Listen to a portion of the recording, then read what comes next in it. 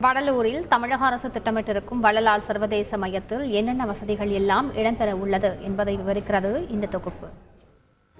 வள்ளலார் ஜீவகாருண்யமே, அதாவது அனைத்து உயிரினங்களிடம் இரக்கம் காட்டுவது மோட்சத்திற்கான திறவுகோல் என்றவர் சமரச வேத சன்மார்க்க சங்கத்தை சேர்ந்தவர். வாடிய பயிரை கண்டபோதெல்லாம் வாடிய கருணை மிக்கவர். பசிப்பினி தீர்க்க வடலூரில் சத்திய தர்ம சாலையை நிறுவி அன்னதானம் வழங்கினார். இதற்காக அவர் ஏற்றி வைத்த அணையா அடுப்பு இன்றளவும் எரிகிறது. பலரது பசிப்பினியை போக்குகிறது. உயிர்களிடத்தில் அன்பு வேண்டும் என்றவர் அருட்பெருஞ்சோதி, தனிப்பெருங்கருணை என எல்லோருக்கும் பொதுவான கோயிலாம் சத்தியஞான சபையை நிறுவி அதனுள் ஜோதி வழிபாட்டை கொண்டு வந்தவர். அவரது கருத்துக்களை பரவலாக்கும் விதமாக வடலூரில் வள்ளலார் சர்வதேச மையம் அமைக்க தமிழக அரசு திட்டமிட்டது. அதன்படி திறந்த வெளியான பெருவெளியில் மையம் அமைக்கலாம் என முடிவு செய்யப்பட்டது.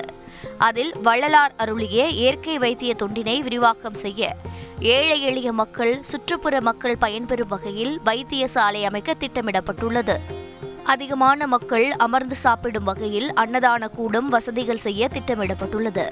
ஆதரவற்ற முதியவர்கள் சுயமரியாதையோடு வாழ்ந்திட முதியோர் இல்லம் அமைக்கவும், வள்ளலார் புத்தகங்கள் அனைத்து மொழிகளில் மொழிபெயர்த்து வெளியிடவும், மாதாந்திர இதழ் வெளியிடவும் திட்டமிடப்பட்டிருக்கிறது. சன்மார்க்க வழி செல்லும் சன்மார்க்கிகள் தியானம் செய்ய யோகசாலை, அதாவது யோக மண்டபம் அமைக்கவும் திட்டமிடப்பட்டுள்ளது. ஒரே இடத்தில் திரு அருட்பா பற்றிய சொற்பொழிவுகள், கருத்தரங்குகள் நிகழும் விவகார சாலை, அதாவது கருத்தரங்கம் கட்ட திட்டமிடப்பட்டிருக்கிறது. வள்ளலார் அருங்காட்சியகம், மின்னூலகம், வெளிநாட்டு மாணவர்கள் ஆய்வு செய்ய ஆய்வகம் அமைக்கவும், லட்சக்கணக்கான பக்தர்கள் வரும்போது அதற்கு தேவையான கழிப்பறை வசதி, பாதுகாக்கப்பட்ட குடிநீர் வசதிகளையும் செய்ய அரசு திட்டமிட்டிருக்கிறது. இவையெல்லாம் வள்ளலார் சத்தியஞான சபையில் நிறுவ விரும்பியதே என கூறப்படுகிறது.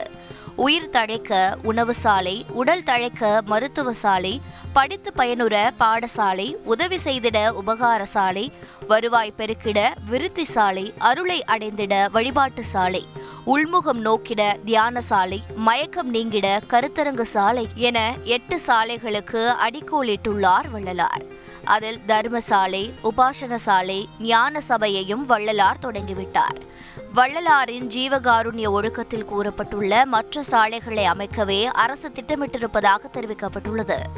வள்ளலார் சர்வதேச மையம் அமைவதால் பக்தர்களுக்கு கூடுதல் வசதியே கிடைக்கும் என தெரிவிக்கப்படுகிறது. பெருவெளியில் 71.24 ஏக்கரில் 3.18 ஏக்கரிலேயே வள்ளலார் சர்வதேச மையம் அமைவதால் தைப்பூசத்தில் ஜோதி தரிசனம் செய்யும் பக்தர்களுக்கு எவ்வித இடையூறும் ஏற்படாது என்கிறது தமிழக அரசு. செய்திகளை உடனுக்குடன் தெரிந்து கொள்ள உடனே சப்ஸ்கிரைப் பண்ணுங்க.